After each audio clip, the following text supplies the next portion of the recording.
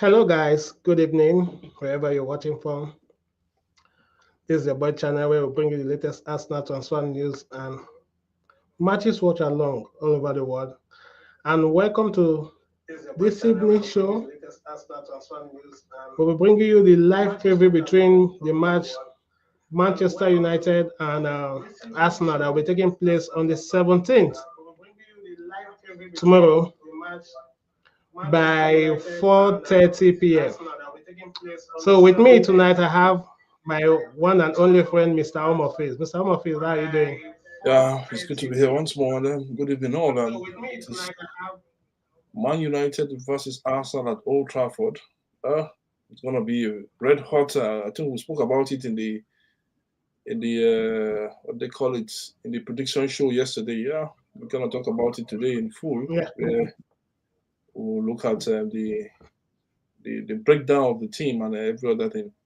I don't understand why I am here on the side of the screen where my team is the one hosting and Paul is on the other side of the screen. But Paul is the one hosting today, so let's hope we have a wonderful show at the end of the day.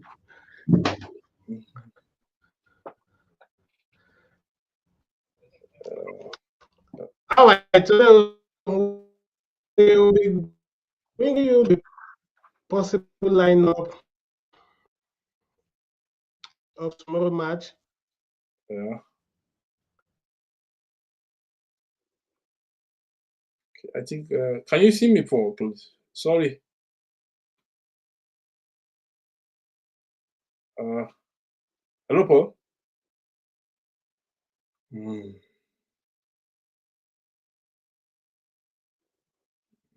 Our screen is just frozen. Can you see me, Paul? Hello.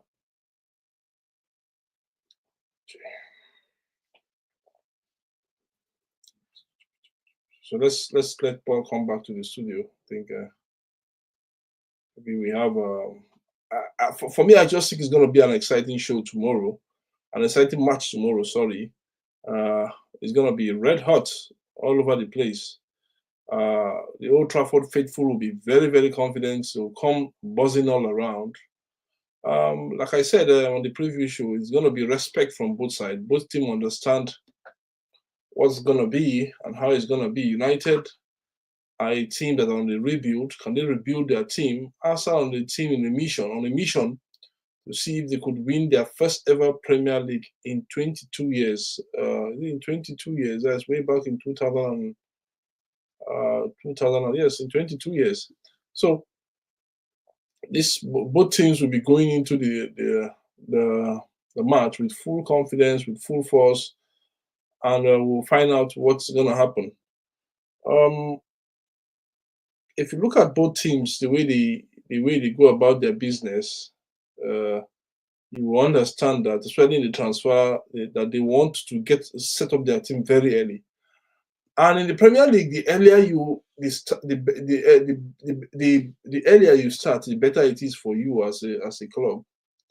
The better it is for you as a club. So, uh, fine and good. You can do your transfer at any time, but the bottom line is that how many players, excuse me, how many players can you bring in to set up to ensure that you are well ready to go at the end of the day? How many players can you really bring in for us? We're waiting for Paul to come back. Paul will join us very soon.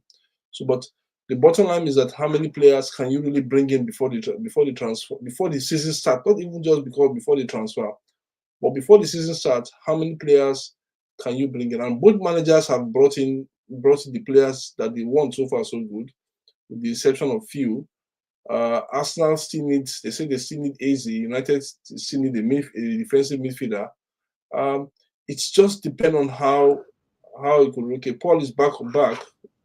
Paul is back. Hold on. Let's put Paul back on the stream. Sorry. We have very bad. Okay, so Paul is back. So it just depends on how many players you can really get at the start of the season. And both teams have gotten their players. Arsenal have made really good buys.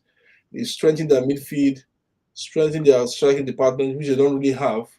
They've signed up some couple of players and back up. They've renewed some contract for the likes of it in one area and others, and it's looking good for them. And for United, on the other hand, is that they've put in the bad sheep. They put the bad sheep away. The likes of Jadon Sancho, the likes of I'm calling them bad sheep, but that's what they are. They are United players, and they've not really moved forward by example. The likes of Anthony, the likes of Rashford, who is currently in Valencia and Barcelona now. I also heard that he has been registered. Good one for him. Hope he perform well and remain in Barcelona for a long period of time. And also the likes of who else again? The likes of Tala Malasia and even Hoyland as well. Not that Hoyland is not a good player, but he has failed to spark in Manchester United. So all these players, they are trying to move them on and see if they can create space for some players that will come in and that will kiss the badge and that will play for the badge. I don't really think for me these players have really been playing for the badge for the past 2 years now, and that is it for me. So Paul, over to you. Okay, sorry guys for the breaking transmission. It was my network. So back to the players. Like you said rightly, Arsenal have Yeah. strengthened. Man U have also strengthened in their own department as well. So we are going to be looking at the possible lineup. So since Man U are playing at home, so Amafil, can you give me your own possible lineup? Okay, I think my own possible lineup. Onana is injured, still injured, so it's a doubt for that match tomorrow. So I'll put Item Binder in goal. He was, I think, for me, he still have, though he's a goalkeeper that is not stable. I don't know why United went for him, but you see, he can really do it in the big game. We saw him in the FA Cup last season against Arsenal, so he can come in and do the same job going into this match. Then United play a 3-5-3 up or in formation. So my back three will be like in this form. I'm gonna play in the left hand side. Possibly, I'm gonna play Luke Shaw. In the middle, I'm going to play definitely in the middle. Either I'm gonna go for the link in the middle. Then I'm gonna on the other side. I'm gonna go for Euro. I think Euro is a top defender now. He's showing himself and he knows the game very well. Then in the midfield, I'm going to play a pivot. I'm going to play a pivot of. I'm not going to start Sesko. So anybody that's going to say Sesko is going to start tomorrow, I think it's too early for him to start. So I'm not going to start him because it's barely. Yes, I know the manager has been saying that he's been fit, he's been performing very well in the training, but I think I'm going to ease him in games gradually. So I'm not going to play Bruno also in a deep line midfield. So what I will do is that I'm going to play two midfield pivots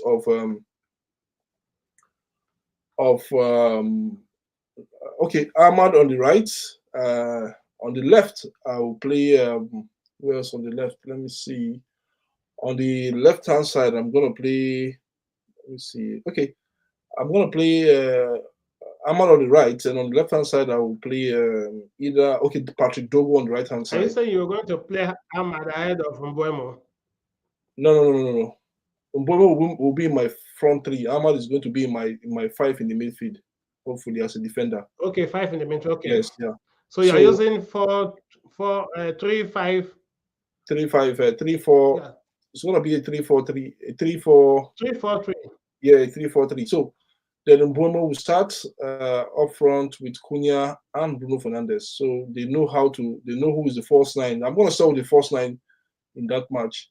And let's see how it goes. So that is how I think it's gonna be. It's gonna be interesting. It's gonna be a chess game, and hopefully, let's see how it goes. All right. For those that are watching us for the first time, kindly subscribe to the channel, hit the notification bell and the likes button as well. Right. So, Mr. Philip is going for 3-4-3 formation. That's definitely what's from my own end, my possible lineup will be. Yeah, okay. From my own end, are we going for 4-3-3 formation?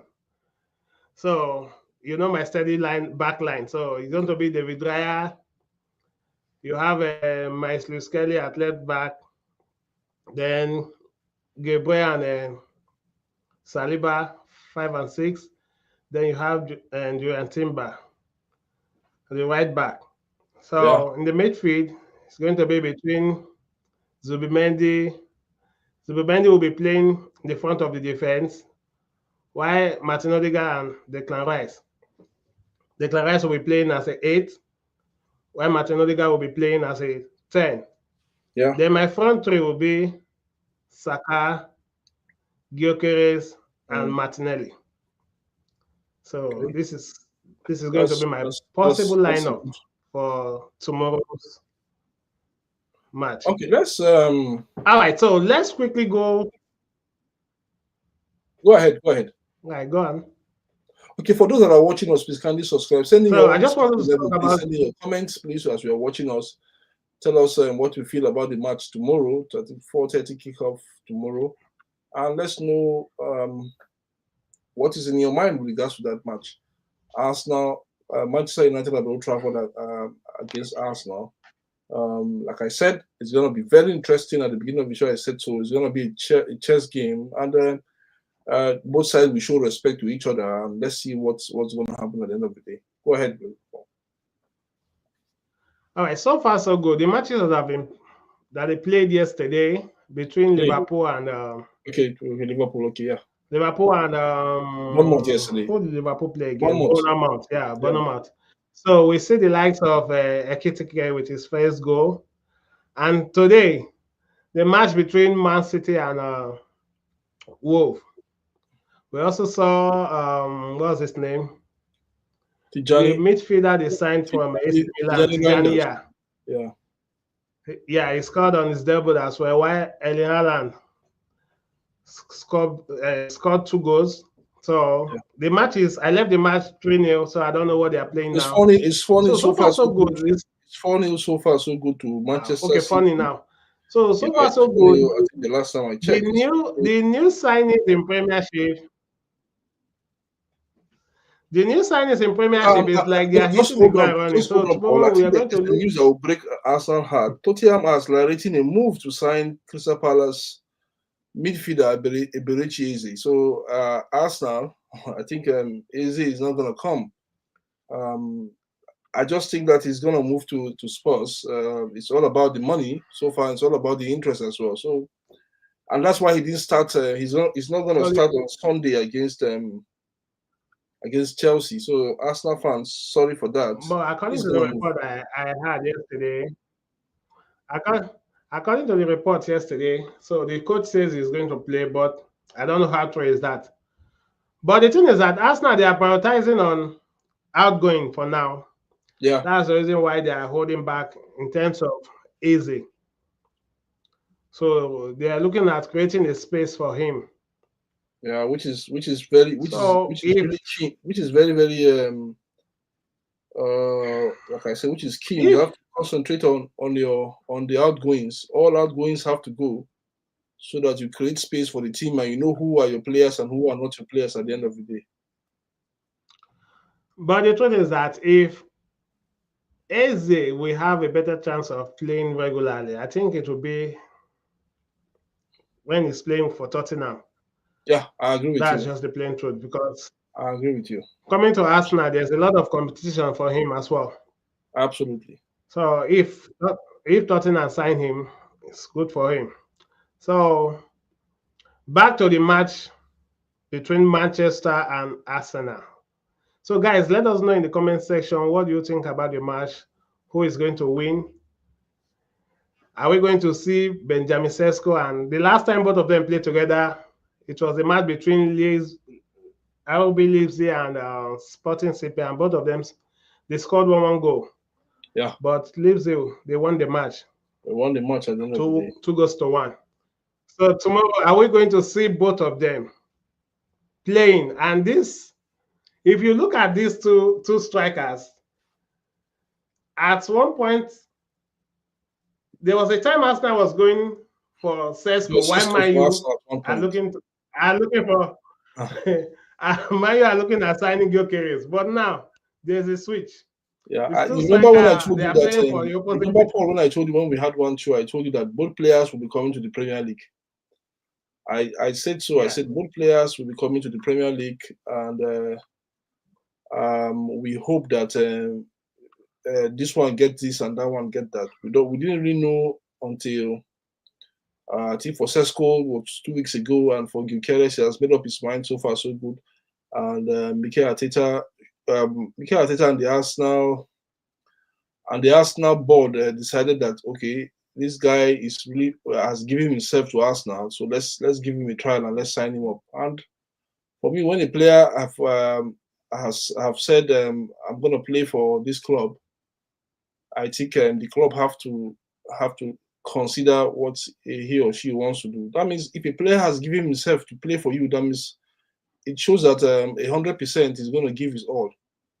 That is it about Gyorkeres. I think it's a good one for him. It's a very, very fantastic move for him.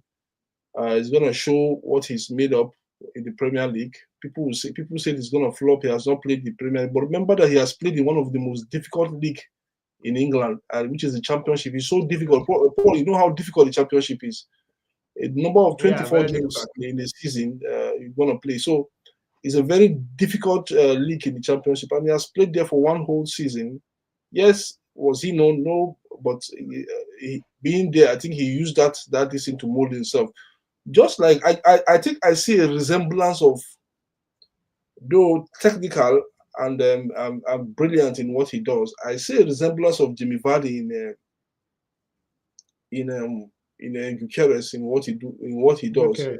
The energy he brings, the way he press against defenders, and the way he bully defenders. Even you can see he's a very tall. I think 6 foot two thereabout.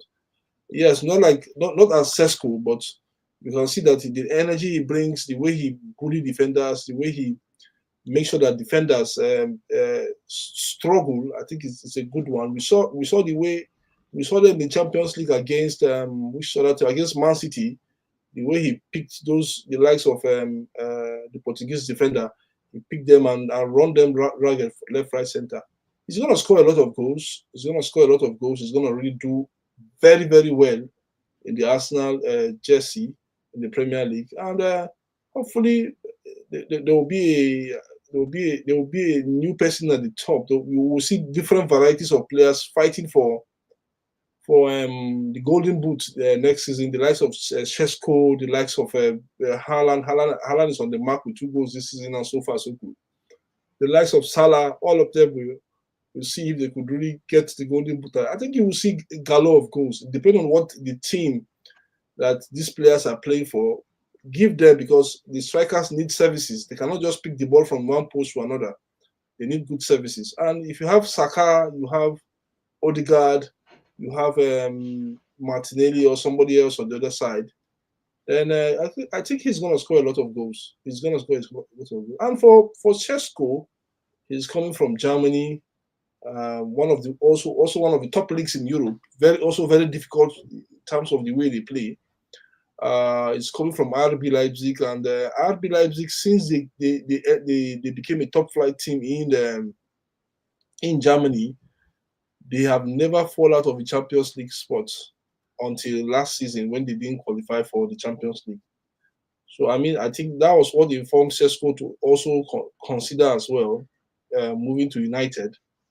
When you look at him as a striker, he's very tall, very tall. I think he should be one of the tallest strikers now in the Premier League with 6.5 foot or so. Aerially, he's going to be good.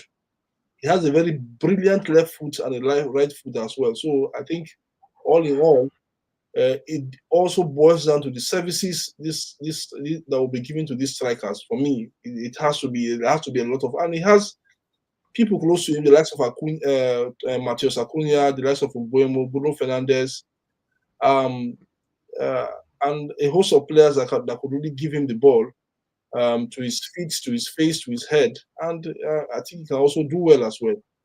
All in all, for me, for these 2 strikers, they will have to prove themselves, not necessarily in the first week of the Premier League, but as the league continues to gradually wind down from match day 1 to match day 5 to match day match day 20, then match day 30, match day 39. So they have to prove themselves going forward because money was being spent to sign these strikers. Over to you, Paul.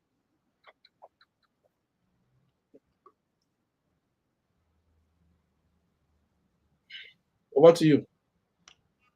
All right. Going into this match tomorrow, who do you think have the more, as in the pressure, have more pressure of winning the match tomorrow? In terms of the managers or in terms of the team? Between Man U and Arsenal, who do you think the pressure? Okay, let me start from Both the between Let me look managers. at the managers Let's itself. say the managers. Eh? In terms of the managers or in terms Let's of say the the team? managers. Managers. The managers. The managers. Okay. Okay, I look at Arteta. Let me start from Arteta before I move to Rubem Amorim. I look at Arteta and I say, okay, Arteta, this is your last shot. If you fail to deliver the league, then you know that you're a failure at the end of the day. You've tried 3 consecutive times. You know you're gonna be called the Arsenal manager that always finish second. Yes, you have to this time around. You have to finish first in the league. You have to try and win the league. Yes, you have a Liverpool on this side, and we saw their frailties yesterday. Liverpool, they don't really have a defend, but you have a team that you have already solidified your defense, except for the left side. Sometimes you can say, but somebody will be always be there to feel it. The Luis Kelly will be there. Then you also have a very good sound midfield, like of Declan Rice, Zubimendi, the likes of I think the player that was signed from Nogard as well can always come in. A lot of players in that midfield. Then you have a good number 10 that when he's in form, and for me, he's so key, and that's why I think Arsenal needs easy because of this fluctuating form from Odegaard, the captain. So when he's in form, he's good, but when he's not in form, you just see how useless he is. But that is football for you. It is football for you. But you have the likes of Saka that is brilliant. He's not afraid to take on team. He's not afraid to carry on team. He's not afraid to go dual one-on-one with players. He's not really afraid. You also have Gyokeres up front. You have all these players in your disposal now, so there's no excuse for you to deliver. So let me look at Manchester United and Rubem Amorim. For Rubem Amorim, this is your full season in charge of Manchester United. There will be a lot of expectation from you, from the board and from the players. 200 plus million pounds have already been spent in signing, in revamping that striking role. I know there's one more ingredient that needs to be done in the team itself, because every department now for me is solid. United don't have a problem with their defense. I keep on saying it, they don't have a defensive problem. Where they have issues in is that midfield, and they have to sign a midfielder, a ball carrying midfielder that can take the ball out from the defense to the attack, just like Michael Carrick, the way Michael Carrick was doing for United, without fear, without favor. They need a ball carrying midfielder, box to box midfielder that can sit and that can carry the ball to the likes of Bruno Fernandes and others. So for me, I just think that I look at the two managers, both of them will be on pressure. Who will be on pressure more? United, because United pressure don't only come from the board itself. The board might be saying they are supporting you, but the magnanimity of the club as Manchester United and the expectations of the fans, season in, season out, even when they've not won the Champions League since 2013, is so high. And also, yes, there'll be pressure on Arteta, serious pressure on Arteta, to be frank, because he's expected to deliver at the end of the day, and everybody knows that he has to deliver at the end of the day. So that's just it for me. If you tell me who pressure is more on, for me, as the season goes by, we'll see what the pressure will be growing on Amorim if he doesn't deliver as the season goes by. And for Arteta, look, I'm just saying in this, I'm just tomorrow match now. No, it's because it's the first game. I don't think there's anything significant to add in the first game. I don't think so, because the first game of the season cannot determine whether Arsenal is going to win the league or not. Cannot determine whether United will be relegated or not. For me, I think there will be. Yeah. The only thing is that United are playing at home, so there will be more pressure on United than on Arsenal. That's just it for me. But in terms of how significant it is for the both team for the two teams, the first game of the season, I just think that it is less significant in terms of what it is in terms of the result. Whether the result goes to United way or Arsenal, because there are still more games to play. But it is going to be a morale booster for any team that wins that match going forward into the season. Right. So, for those that are watching us, please kindly subscribe to the channel, hit the notification bell and the likes button. And again, tomorrow I'll be bringing you the match watch along between Manchester United and Arsenal by 4:30 p.m. Right. So, Mr. Omofis, from my own end, I think the pressure will be more on Arsenal, because if you see the way they are strengthening, like I said yesterday, this is the first season since I started supporting Arsenal that I've seen that they touch almost all the department that they had problem with. So I think the pressure will be on Arsenal more, because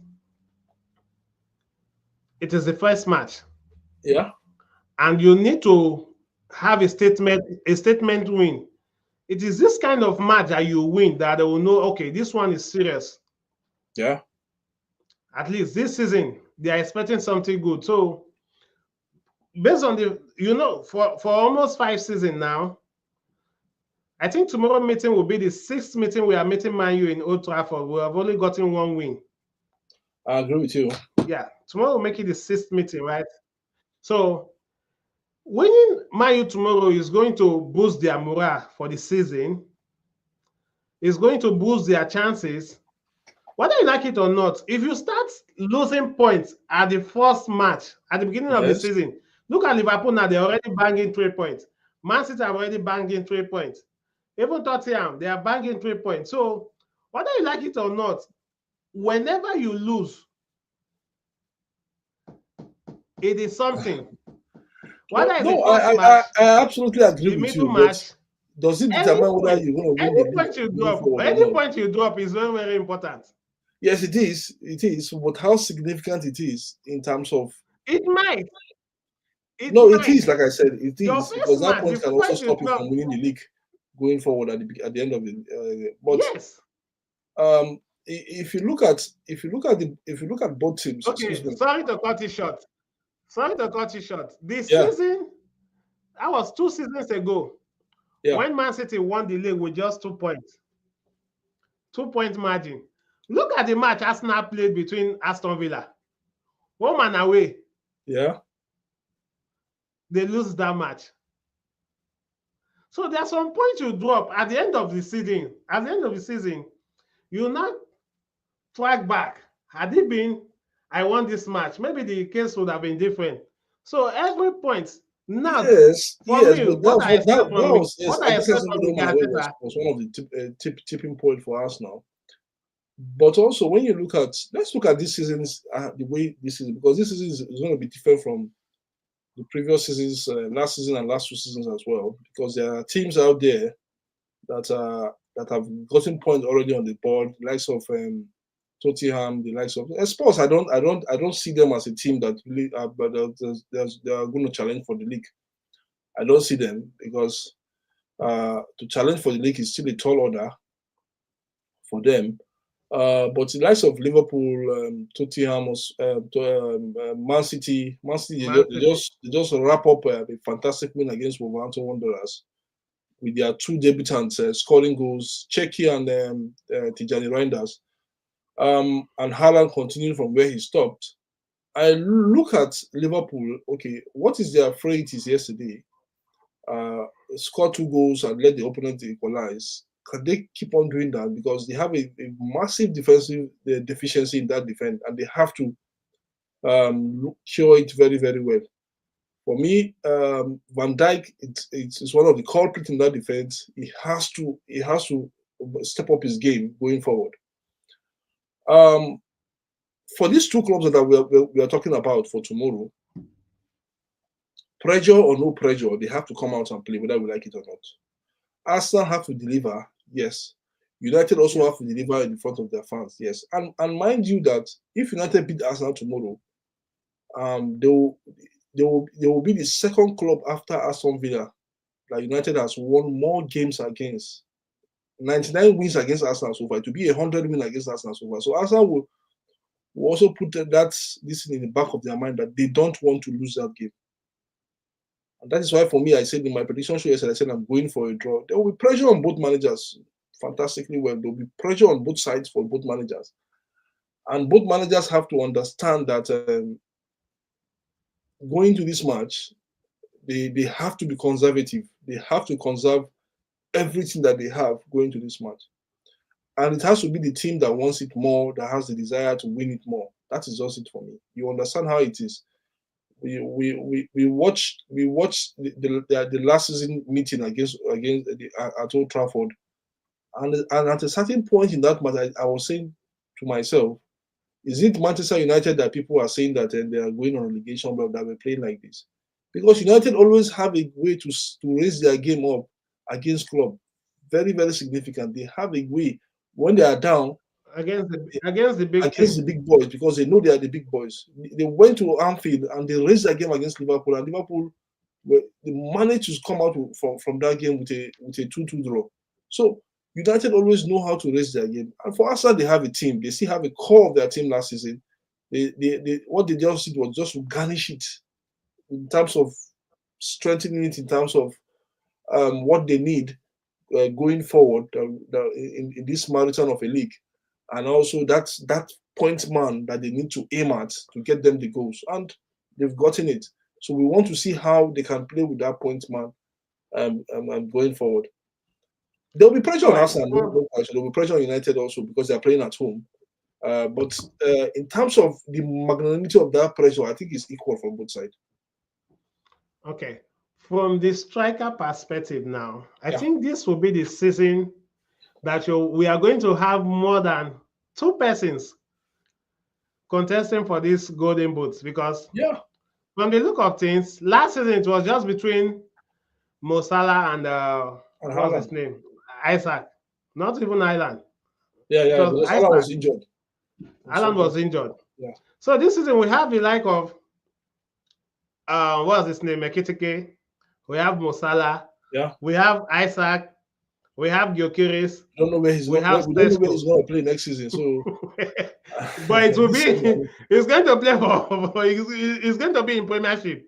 Yeah. So that's one thing I'm guaranteed of. So we have like 5-6 strikers that will be competing for this golden boot. So what's your take concerning this? I think I've spoken about the strikers in the Premier League before. But let's look at you have Sesko. You even have Brian Mbomo as well that scored 20 goals last season. The reason why I skipped him was that he's not an out-to-out striker. He's not an out-to-out striker. Yeah, and you have Sesko in that team. And you have Sesko in the team. So okay, I look at Liverpool. You still have Gakpo. I want to look at the front three first of all in each of the teams. You still have Cody Gakpo. You still have who else again in that team? Is it Liverpool? Liverpool. You still have Salah, and you have Salah their top striker in the team. What's his name? Mkhitaryan.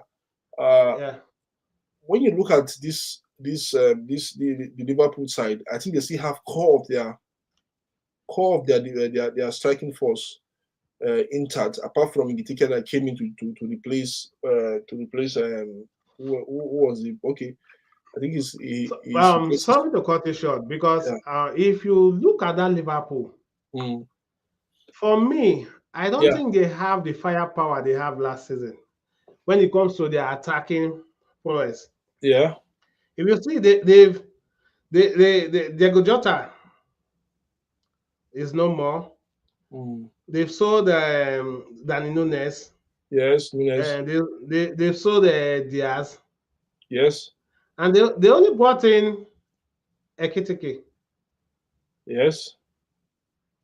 in the in striking terms force. of their Yes, I forward agree with now. you. Yes, they only brought in the KTK, So and that is why they are so they are trying to they are see they if are they are short in that department. Because Yes. if you check now, if you check their front line now, Mhm. you have Gakpo, you have Salah, Yeah. and Ekitike. Who, Yeah. who do they have in bench? Only Federico Chiesa. Yeah. Federico There's Chiesa. nobody on the bench again. Yeah, but that's why they are looking for Isak. If Isak has agreed to come, sorry Even guys. if they add Isak to it, they'll still be short. But Me, they have one youngster in that their bench that they've given a place in that bench. Is he Elliot? Yeah.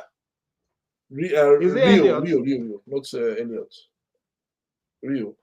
They have a youngster that they've given a place in that their bench. So let's see how it goes for Liverpool. But they still have the front three can see fire, and the front three did deliver yesterday for them. Apart from Salah that didn't score, I think Salah didn't score yesterday. He scored. Okay, Salah scored. So the entire front three scored yesterday. Gakpo got his one of the goals. Nketiah also got the first goal. Salah got his own goal as well. I look at United. It's a very new front three entirely, a brand new front three. That individually they are very dangerous, but as a team we don't know what they will bring, what they will give. You're laughing. Which is the most expensive front three in the Premier League as it is now, currently now. But when you look at, we don't know what they will give out tomorrow. That's why I'm not really putting much more of this in on it. But over the course of the season, we'll find out what they will do. But they have a very good pedigree. If you combine all their goals last season, 12 goals from Cunha, 20 goals from was it 12 or 10? 20 goals from Brian Mbeumo. I think it was 12 goals thereabout. I don't know, but I think something we can check. Then who else again? Sesko scored more than 20. What they had is like approximately close to 45 goals last season. If you combine them, all what they gave, but this is a different ball game. They were in separate teams, separate leagues. Let's see how they can combine to score. But in terms of how technical they are and how dangerous they are going forward, they will be dangerous. They will be dangerous. It depends on the people that are behind them that can supply them that. That's why Bruno Fernandes has to change the way he plays a little bit. He has to tweak the way he plays. Basically, United are not. He will not be looping those long balls to those two players in the wings. He cannot be doing that always.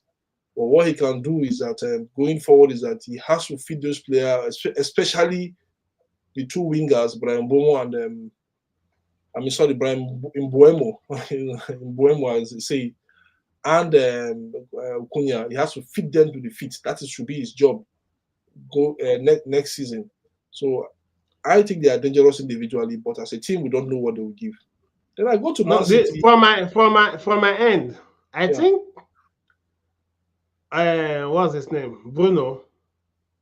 The three forward Man U had now, they are going to enjoy, as in they are going to enjoy playing their football, because Bruno Fernandes is one player that normally serve. You know when they say he's good in distributing passes. Yeah. Especially to Benjamin Sesko. Because one of the most dangerous player in that Man U is that Bruno Fernandes. Yeah. Because of his key passes. So I think they are going to enjoy his, as in now his workload will be reduced because there's these three front players now that Man you have now. They are going to, as in their pace, their skills, and their ability to destroy anybody. So it's going to make the workload very easy for Bruno Fernandes. That's what I think from my own perspective. Okay, so I agree with you. Then I look at Man City. I look at the front three that started today. I look at their front three and I see Oscar Bob. I think he's back from that injury that left him out of the season. The very good player, left-footed, right-footed. He can do well. Whether he will stand the test of time in that team going forward, that is left to know or left to see. Then I look at as they still have their core point man in Haaland. Then Doku is there as well. He's going to start a whole lot of game compared to what happened last. Because no, he doesn't. I don't think he has any competition in that area.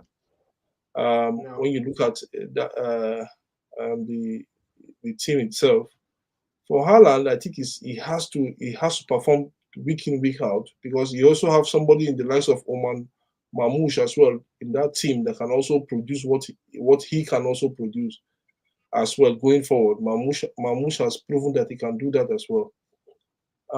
I don't know whether Oscar Bob is going to start, but I think Ryan Cherki is going to start more than Oscar Bob this season. He's going to start more than Oscar Bob. I think Pep Guardiola is really looking at the way he could really transit Ryan Cherki into the Premier League. So I look at their team. I said, okay, the team is good. The midfield is also good as well. The likes of Bernardo Silva, Tijani Reinders, and Gonzalez is good. They still have the core of their defense last season. The likes of Luis, John Stones, Ruben Diaz, and their new signing from Wolverhampton Wanderers, Etnori. So I think for them, if you look at their front three, it's also as strong as as other teams will have in the Premier League, because you still have the bulk of the runners and the scorers as well. So that is it for me. And I go back to Arsenal finally. For Arsenal, I said, okay, Arsenal have. If you look at them, they already got their appointment. Saka is there, not afraid, like I said, very, very a good ball carrying player. Yes, he might be left-footed alone, but the left foot alone, when he drift into the center of the pitch, and he begins to cause problem for defenders. He's still there for us now. Then they've gotten their point man, which I think he needs services. He needs services from his wingers, his partners up front to score more goals. Victor Gyokeres. Then I look at on the left-hand side, who's going to start Martinelli's Trossard, and that's where I think Arsenal really have a problem, because they need consistency and they need not the same firing power as Saka, but they need somebody that can get to that Saka level in terms of carrying the ball as well, because your three front men should be very, very up and doing. They should put in energy. They should know how to press, which I think Victor will do, which I think Saka will do. But with Martinelli, can he sustain that press for Arsenal? Can he continue to bring in that ball for Arsenal? I think that's one other thing they have to. Arteta has to look at, because for me they could have gotten one other man in that left-hand side. That will be drifting into the midfield in that front three, because you have an inconsistent left-hand side that is made up of two players that nobody wants to really accept that position. The likes of Martinelli and what's the other guy's name? The Belgian player's name. Trossard. They need to own that. So somebody needs to own that place, just as the way Saka has owned his own side of the pitch, and that's my major concern. I think when it comes to that left wing, I think they are going to deploy Madueke there as well. Yeah, okay. I think they got him Madueke. So Madueke, for me, I think he's new coming into that team. Yes, can he play in that area? Yes. Can he spark up some really good energy? Yes, because you can't sign a player for £54 million or there about £50 million, and you put him on the bench. You have to try him. So if he perform very well, for me, I think he has to perform very well. If he does very well with respect to what is expected of him to do as a winger, bring in the balls, create chances, not just create chances, create dangerous chances that can lead to a goal, like 100%, 120%, then I think it's going to be wonderful. He has a very good XG going forward, just like Saka as well. But how many left-footed players are in that team, in the Arsenal team? So I think Arsenal still need more left-footed players up front. So they got Saka, and if they have the other one on the other side, Madueke, then it's going to be pretty interesting to see how they can perform going forward in the league. And Arsenal fan, another player they should watch out for is Max Doman. Yeah, because I've seen this guy. Do you think McDoman Do you think McDoman is a player that's really ready to bust into the Premier League? The Premier League is a very is a It's different among ball. is whether you like it or not. Now, is among the starting 11 for as in the No, he first can't team. start. The squad. I'm He's talking among about the the squad. I'm squad. not Yes, I saying agree with yeah. you. So Yeah, I've but watched this little boy. The thing is if you this. have, let me ask you this question: if you have, let's say, with 5 minutes to go, in a match that you are losing by a long goal or by 1-0, will you bring in McDoman? Okay. It's a question I'm asking you. Will you bring in Sure. McDoman, or you bring in an experienced With Havertz? with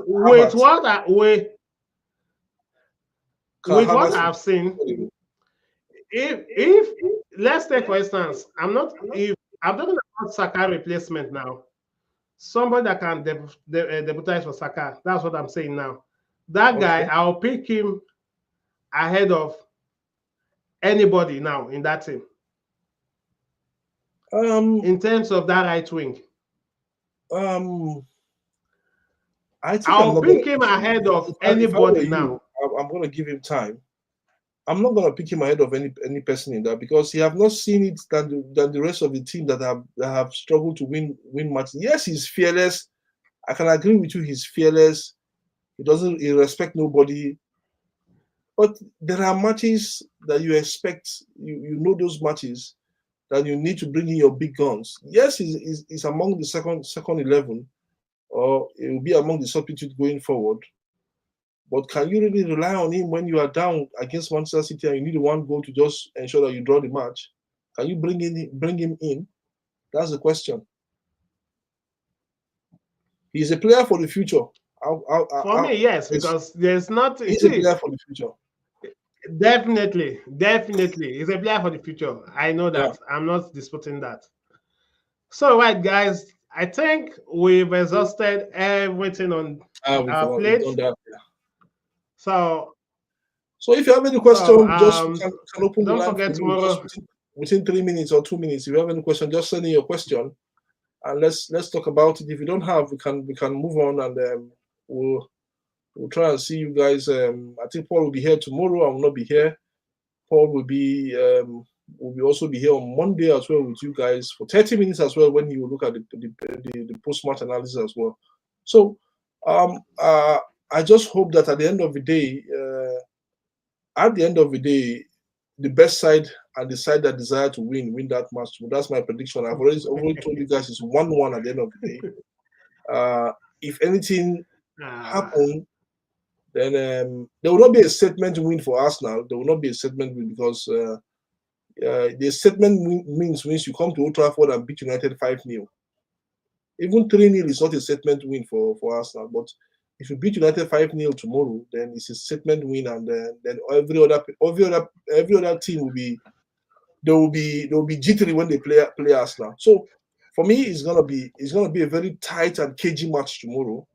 There are factors in matches that can lead to things in matches, the red card, some other factors, injury and every other thing. But in a nutshell, is that it's going to be an interesting match. It's going to also be a cagey match as well. Both teams will try to cancel each other at the beginning of the match. Then let's see how it goes. All right, guys, that brings us to the end of the show. Hope to see you guys tomorrow. By 4:15, the studio will be open. So yeah, hope to see you guys tomorrow. And on Monday, we'll be bringing you all the by 10 a.m. I think it's going to be live. Monday 10 a.m. It's going to be live. So please just go in there. Once you see the thumbnail, just go in there and wait for us. If you are there for the first time, subscribe as well. All right, that will be all from our end. Hope you guys have a wonderful night. Yeah.